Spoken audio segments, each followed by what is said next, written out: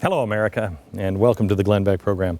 I want to talk to you tonight about some problems that we have. We have problems with energy. We have a problem, or will have a problem, with food shortages all around the world. We have a problem. We are consumers. We are no longer producers. That really bothers me because there's no way to survive as just consumers.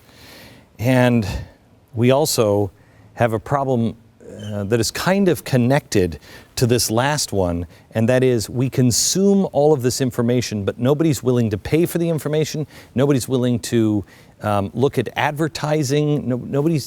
The system is headed for a train wreck. And we want to solve some of these in the American Dream Labs. Energy, what's real, what's possible? What will help me be independent? That's a key word. Self-reliance and independence. Food. How can I be organic, farm fresh? To me, I don't really care, but I mean, look at me. I don't really care. I want to be independent. How can I be self-reliant? And how can we turn our consumption into production? That sounds impossible. I don't believe it is in the American Dream Labs. I don't. And how do we pay for the information? These two things are combined, but they're going to be very, very difficult for me to explain today. We've been fighting and wrestling with this show all week, and even up until the last minute, I'm making changes into the show because this one is very difficult and hard for me to explain, but I have to try because it will make sense on tomorrow's show as we take you behind the doors of the American Dream Labs.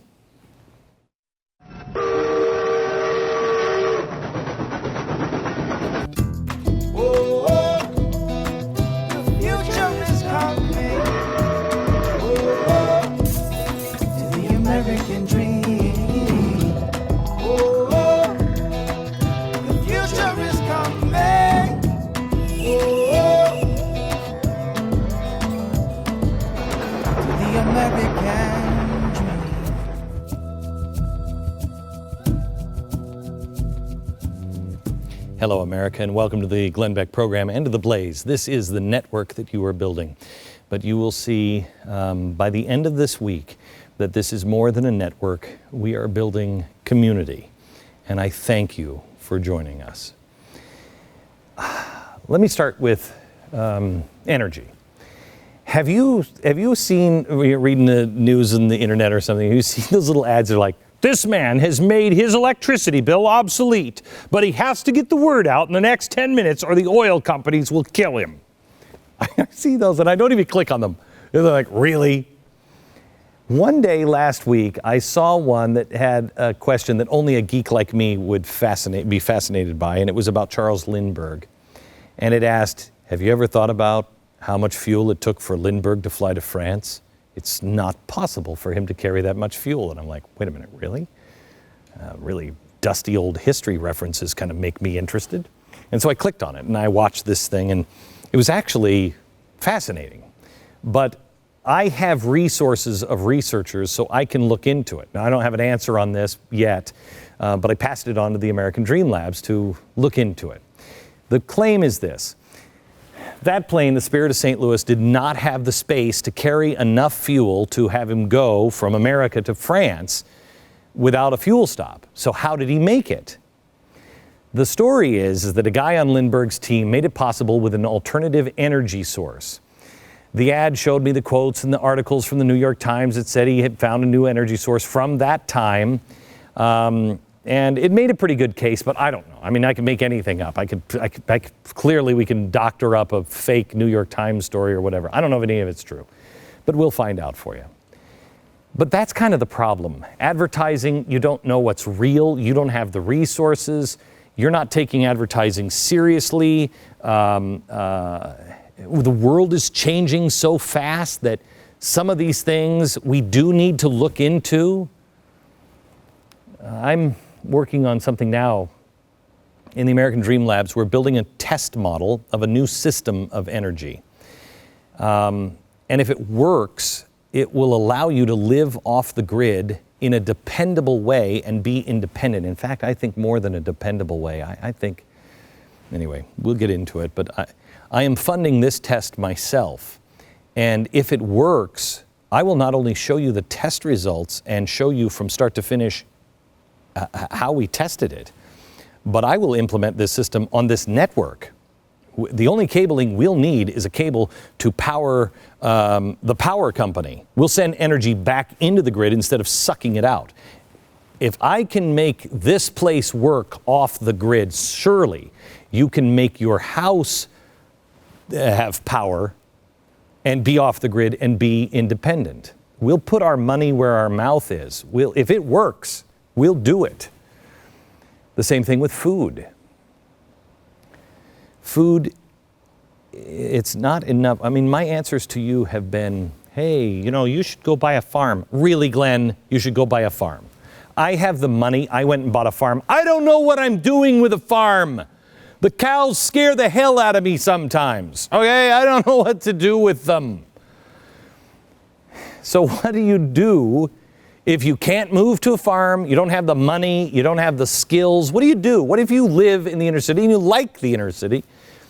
And I mean, look at Sandy. Look how people were dependent on a handout from the government the instant trouble happened. No food and no power. And you had to wait for the power companies to come, guarded by the government. Their labor unions had to okay to fix your power. Oh my gosh, this is not a good system. The idea is that we are currently testing in the Dream Lab. Some will fail, and some will be an answer. I believe, and I think you do too, that some ideas in history have been stifled, and I can give you a couple of examples. Tesla. Tesla keeps coming up in almost everything that I do. I think Tesla had a lot of answers. And we're not talking about the car company, by the way. It's Nikola Tesla. He was a contemporary of Edison, and in the end, I think I'm liking Tesla much better than I like Edison. Tesla was squashed. He's kind of like the Tucker, the car guy who invented seatbelts in the 1950s and crushed by the big three automakers. Tesla was done. I mean, he lost his funding, and he lost his funding because he actually said, I think it was Morgan that was funding him, said, he looked at Morgan and said, I'm telling you, this is going to be great because we'll be able to produce unlimited free energy. And Morgan heard the word free energy. He went, excuse me? His exact quote was, you can't put a meter on that. Tesla died broke. You and I both know that ideas are stifled.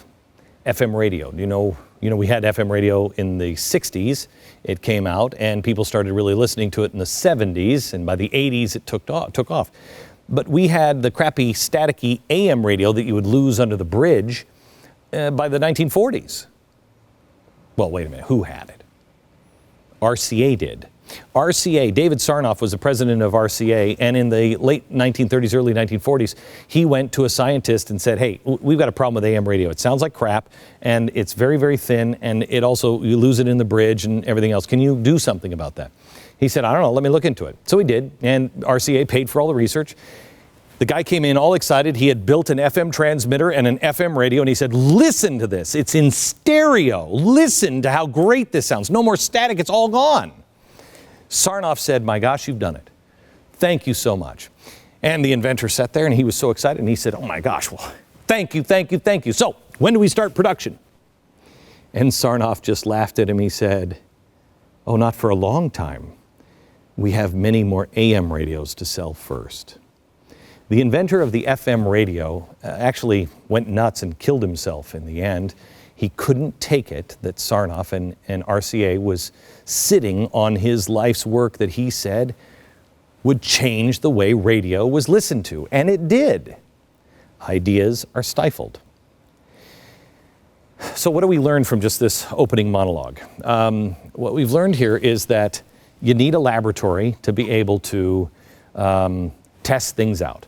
You need a system to get the word out so you can not be stifled. Okay, wait a minute.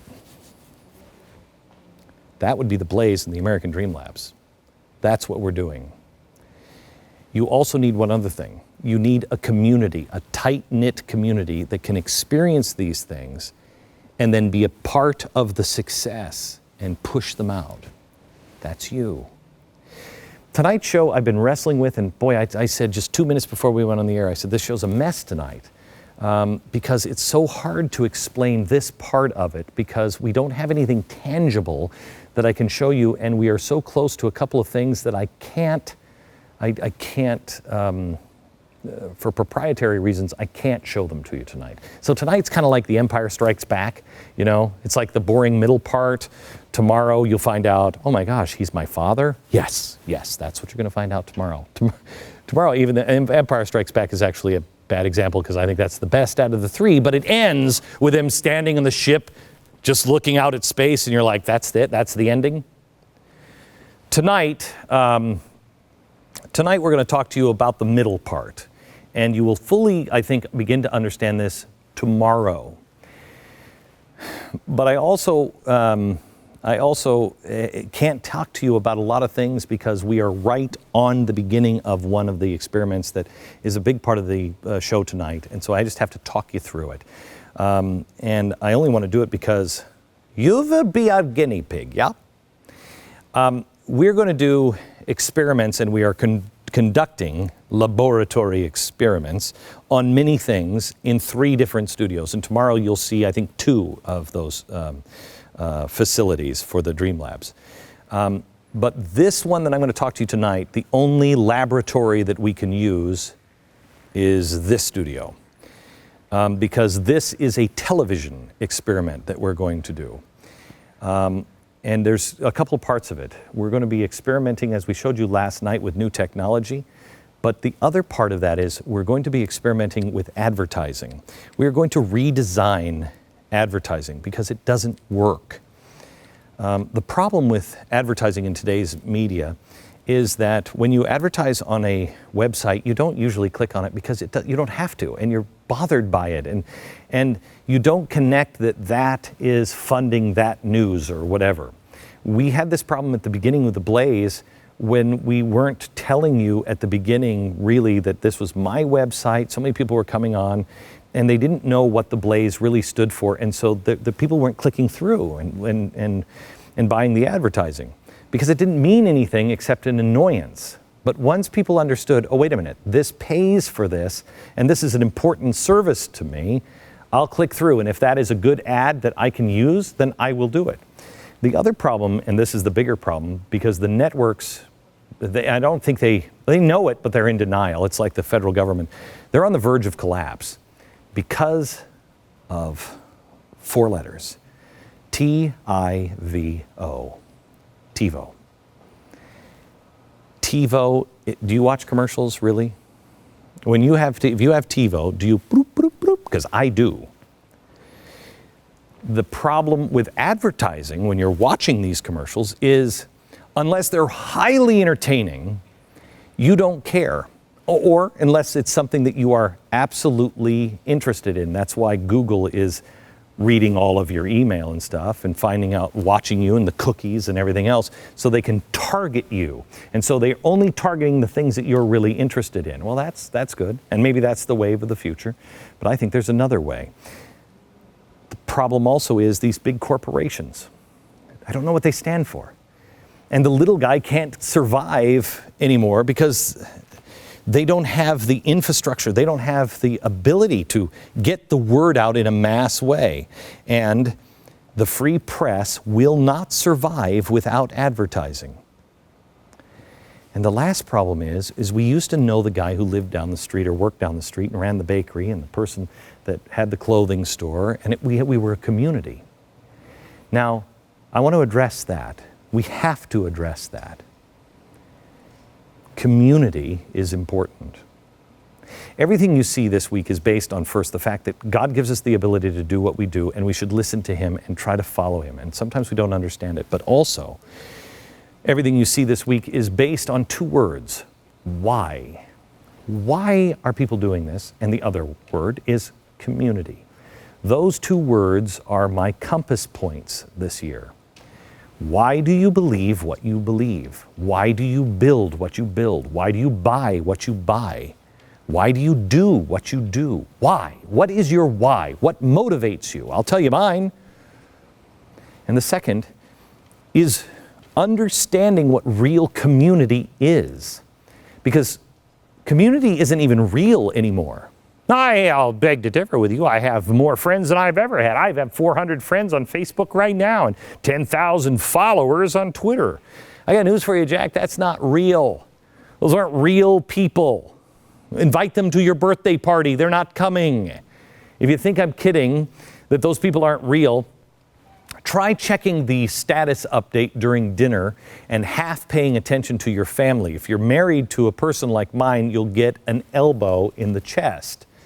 You'll discover the wrath of a frustrated spouse is more real than the people clicking like somewhere in cyberspace.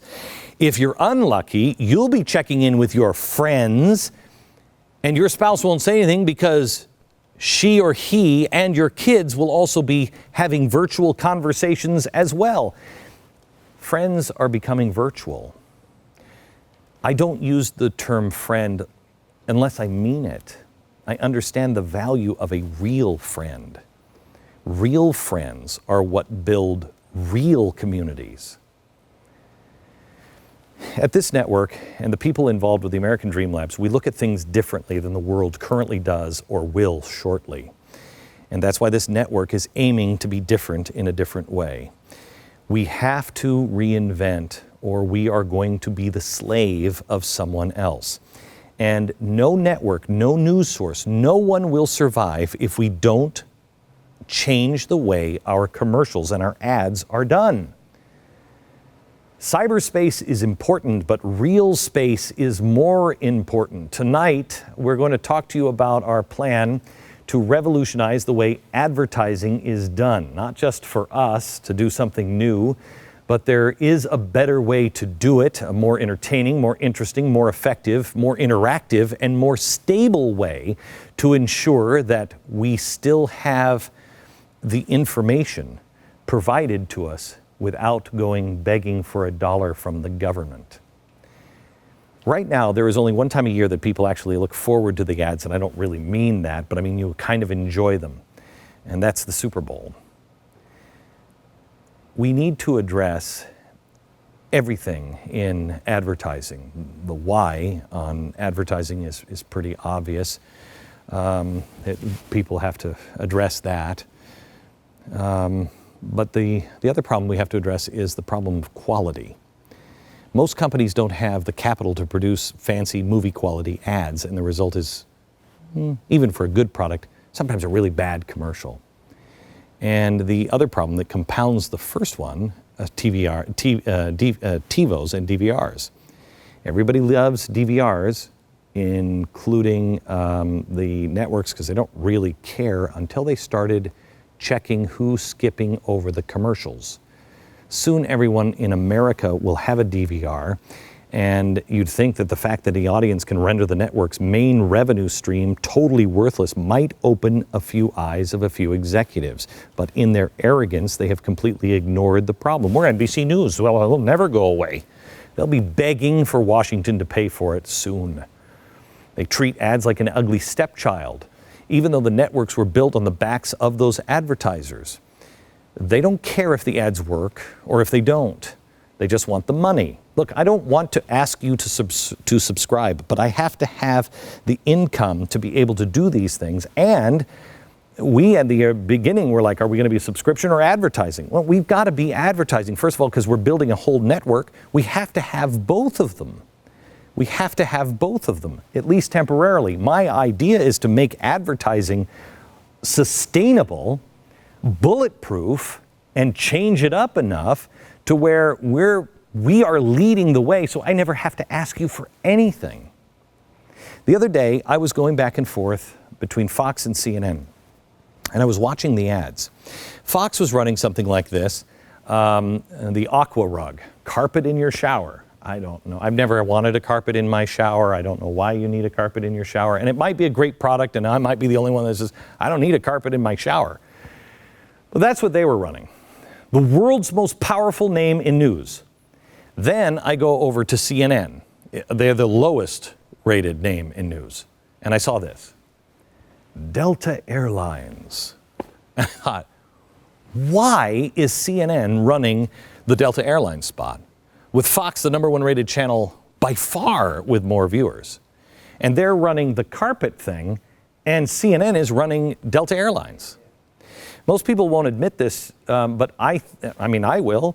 The majestic commercial makes you look better. It gives you more credibility. That's why they boycott. It's not about the money. It's to relegate you to a carpet commercial, so people just go, oh, well, they don't have anybody really watching. No. More people are watching Fox, but yet the really expensive ad is running on the network where the Blaze TV has more paid subscribers than CNN has people, in prison and trapped in airports who are forced to watch it for free. How does that happen? Because of the big corporation caving to special interest and being politically correct. They don't want to deal with boycotts. They don't want to deal with controversy, so they ignore the values of their customers. They buy ad time with the network with no viewers because they're afraid of everything that's going on in the world. Delta, people don't fly, because of they're Democrats or Republicans or like Obama or hate Obama. They fly because they're Americans. They're humans. And it's an act of cowardice. And in the end, you will fail because no one's seeing your ad. So I could rant about this, or I could say, if I ran Delta, I would fire the guy who places the ad and say, hey, we're looking for eyeballs. Can we do that? But in the end, it's only a rant because there's no why in the equation. They stand for profit, and these corporations sometimes just fight against you and your values and your faith, and they're cowards. Most of the time, these big corporations don't even know why they do what they do. It wasn't always that way. There were corporations. Let me tell you a story about George Westinghouse.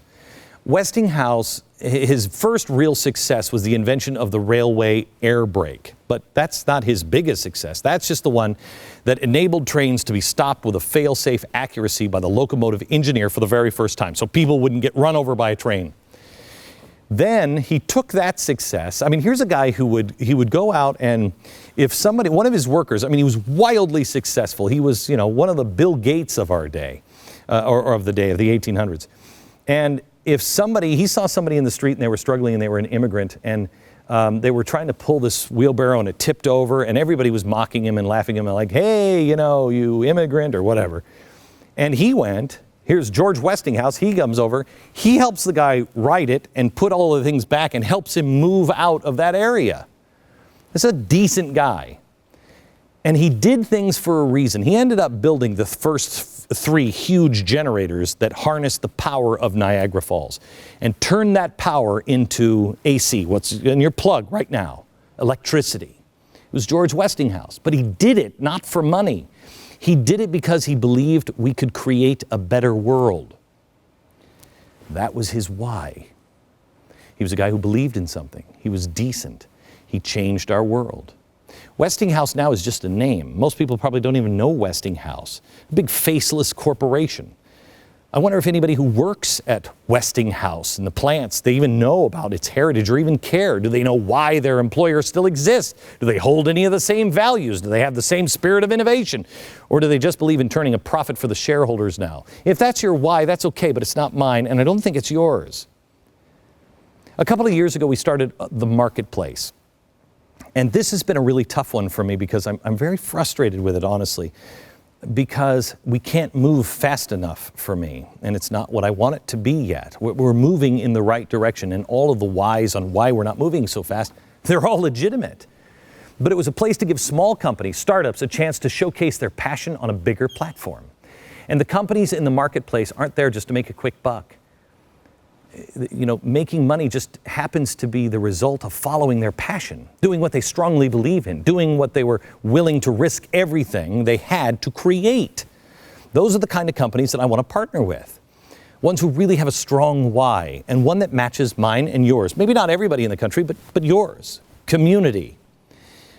But what we found is these companies, the ones we try to bring new ones in, and we have to watch the quality. We have to watch to make sure that they are serving their customers, because my name is at stake too. And the biggest problem we have is they don't have the infrastructure.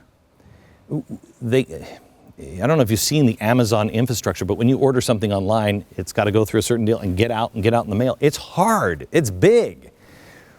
And when you come onto the marketplace, you better have that infrastructure or you will fail. And so we set people up to fail, and that's not right either. So we can't expand as fast as we can because we have to figure out a way to provide infrastructure. It's getting harder and harder for startups to make it, which is the exact opposite of what should be happening in this country, given what small businesses account for in job creation in times like these. The marketplace, we have seen incredible success stories. One of our marketplace companies was in a town that is so badly hit by this economic devastation, the post office was on the verge of collapsing. Now think of this. Do you know any post office that is thriving? This one was about to be closed. It was marked for closing. But because this business had such a great product and they joined us in the marketplace, they actually had to hire people, not at the place doing business, that was a given. But the post office had to expand. Hello, Mr. 1700's post office expansion. They're booming, all because of one product and one family that had an idea and the community that you are creating. It's frustrating to me because it's not nearly enough. It's a good start, but not nearly enough. And tonight, we're going to show you the next steps that we're going to take that will lead us right directly in tomorrow and into the future with the American Dream Labs. Back in a minute. Whoa, whoa. The future is coming.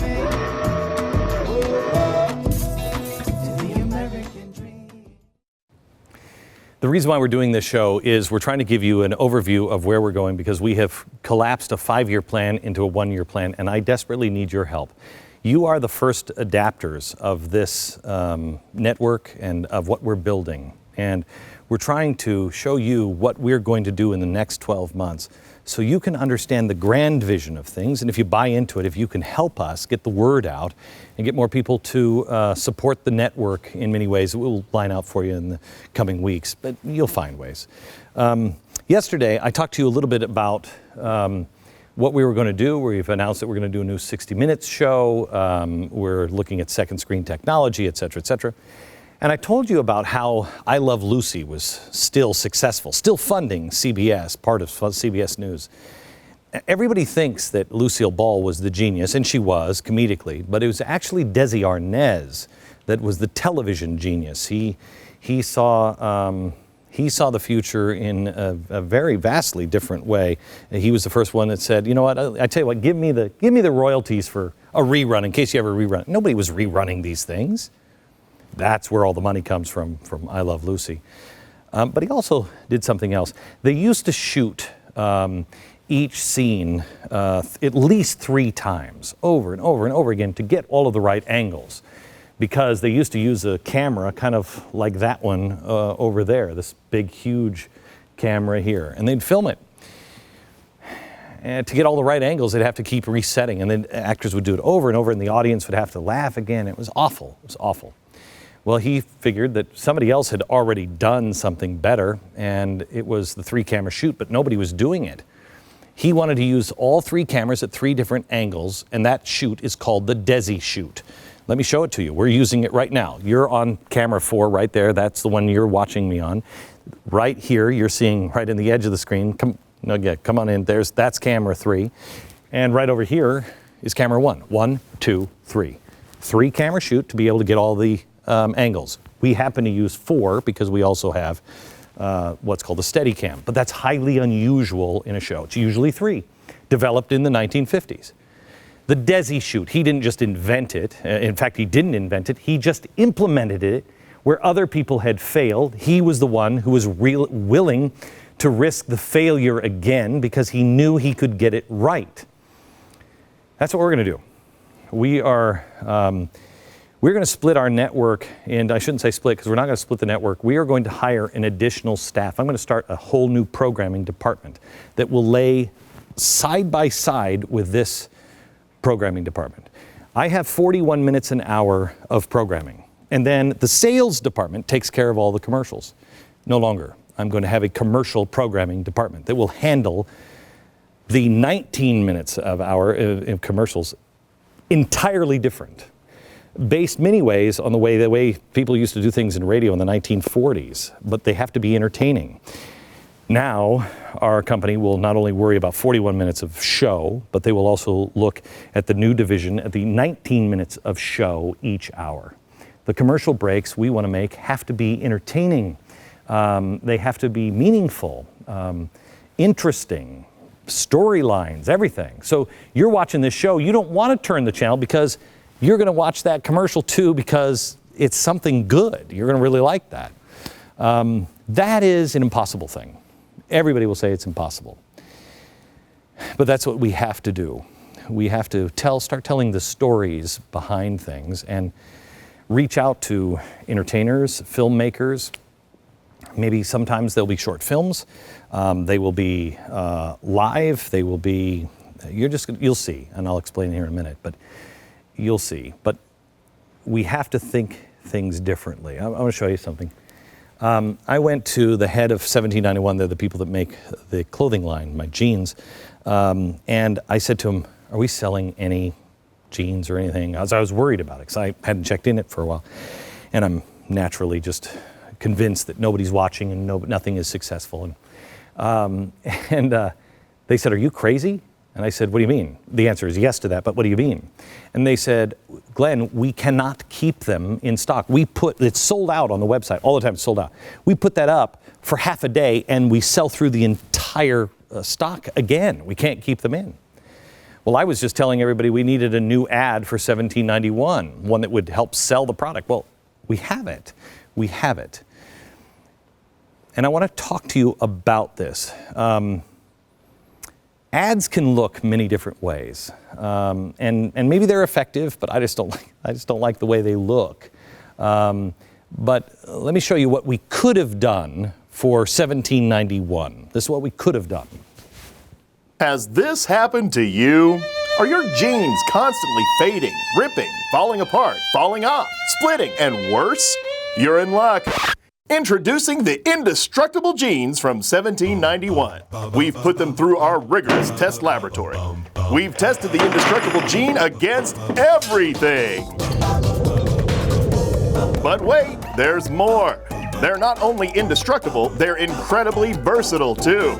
Wear them at work, playing basketball, running, swimming. You'll never take them off. But if you act now, you'll pay the insanely low price of $19.99. Ditch your ordinary jeans and get the indestructible jean from 1791. Jeans may not actually be 1991. Okay, we could have done that. And if I was a startup business, I probably would have had to do that. And they are great jeans. But because I'm a startup business, but I have some cash and I have really talented, efficient people, we instead did this.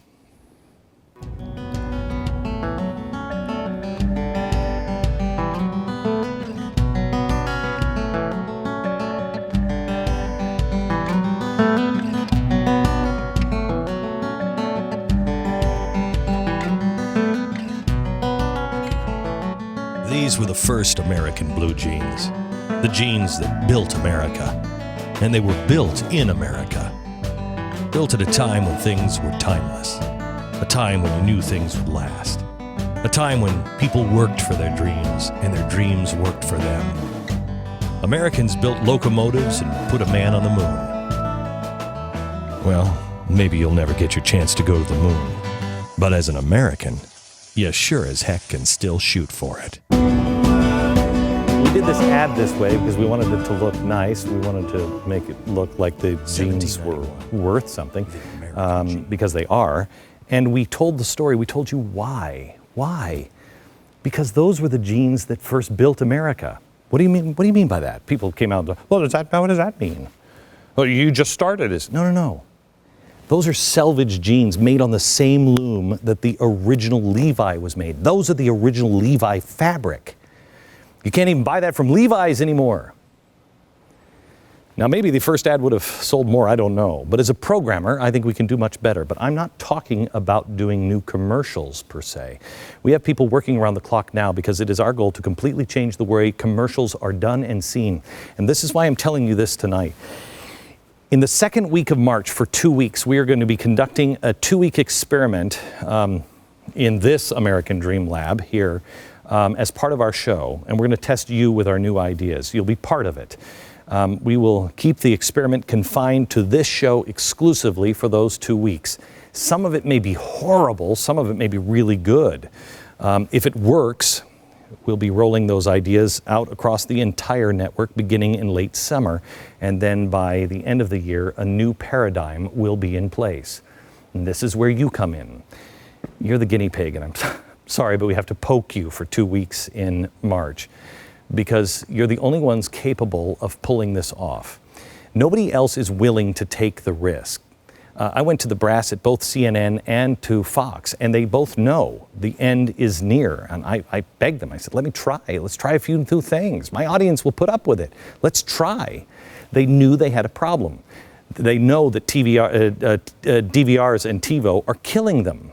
They still are. Okay, well, they can't do it for, a few reasons. And some ideas are going to be good, some ideas are going to be bad, some won't work, some will. But we have to reinvent. No one would do it. And they won't do it because they're afraid. There's a lot at stake, I get it. And the old ways have worked for so long. But if Thomas Edison had that attitude, when electricity was right around the corner, we'd all still be in the dark. It's okay to fail in America. Let's make failure okay. It's important to fail. You can fail 1,000 times, but only one success with the right filament will light the way. Next, how community was meant to be created.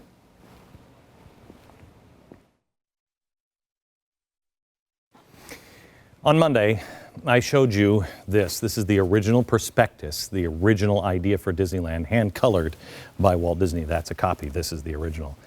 Walt Disney was not just building an amusement park. It was America and everything, and I think he finally got it in Epcot, but that was never built, at least the way he saw it.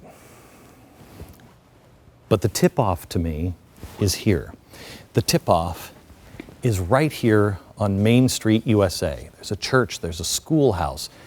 Everything is right here in Main Street, USA. And if you know what he built in the original park, it wasn't a gift shop. They've torn the walls out now, and now it's just piled up with T-shirts and stuff. This was supposed to be a showcase for people that are craftsmen, watchmakers, people who made hats and clothes and furniture, you name it. And if you read Disneyland, the original prospectus, which has not been seen before, it's never been republished, it's never been printed before. And in some ways I understand that, because there's a lot of stuff here that he changed, and I don't know why, in a 2-year period quickly. But he talks about how there's a great Disneyland emporium where you can buy anything and almost everything unusual. Clothes, cowboy boots, toys, records, books, ceramics, old-fashioned candies, jawbreakers, toys from all over the world, gifts for the person who has everything. Or you can get the big mail order catalog and purchase by mail. That's not, he was looking for the best of the best, and he wanted to showcase them. Remember what I told you, he said the original idea was to provide inspiration and courage for the rest of the world. That's what he was doing. Now it's empty shells, and they're selling T-shirts and dolls, all in the same store.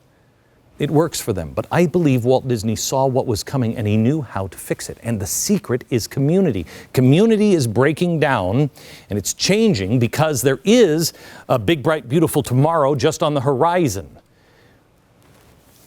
But how do you adapt to that?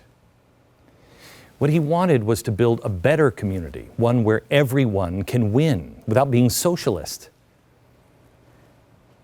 This company is going to pick up the torch where he left off. Next, the beginnings of my community.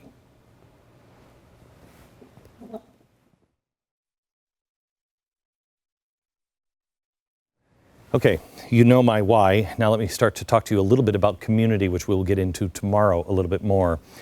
At The Blaze, we have an ambitious goal now, tonight's show, to revolutionize commercials and advertising and the marketing to the consumer. And we can do that and get lunch in tomorrow afternoon. We need to bring those ideas to life, and to do that, we're going to need partners. One area with enormous partnership potential is the marketplace. This is a wonderful tool that is in its infancy right now, and it has the power to bring us together. But what's frustrating to me is the speed of what's happening here, and I am a speed freak. It's never fast enough for me.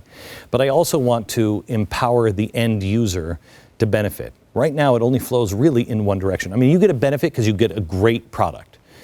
But that's not enough. We have to create jobs.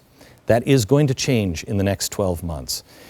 It currently provides a forum for products and services that we believe in. I see all of the products. I make the decision every step of the way. And there's a lot of great products that are backlogged because I don't have the staff right now to put them all in.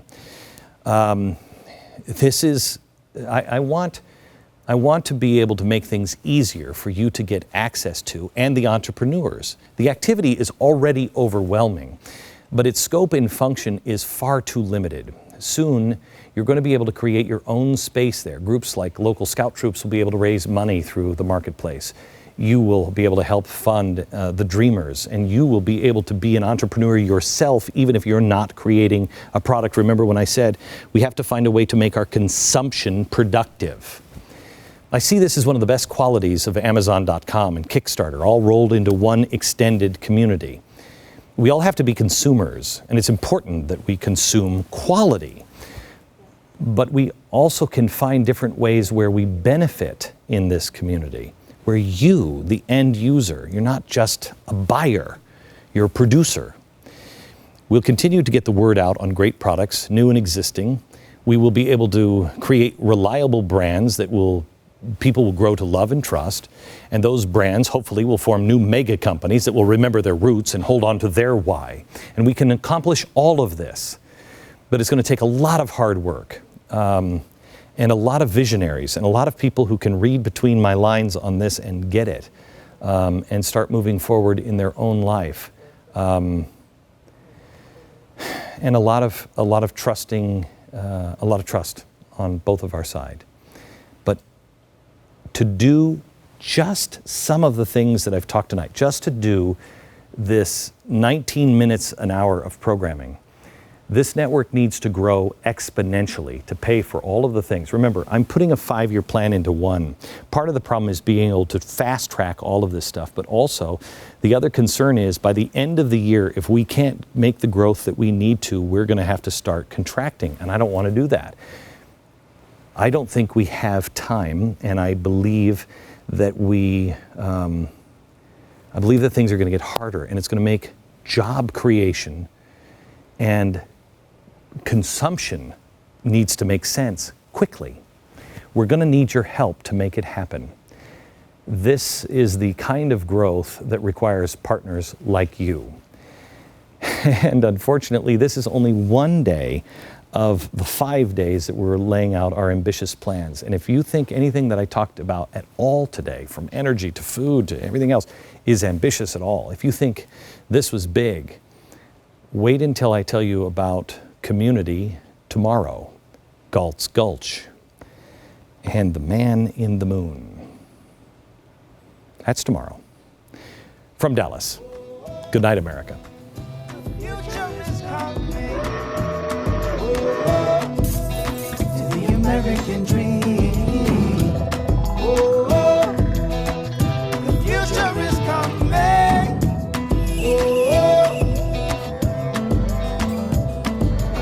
To the American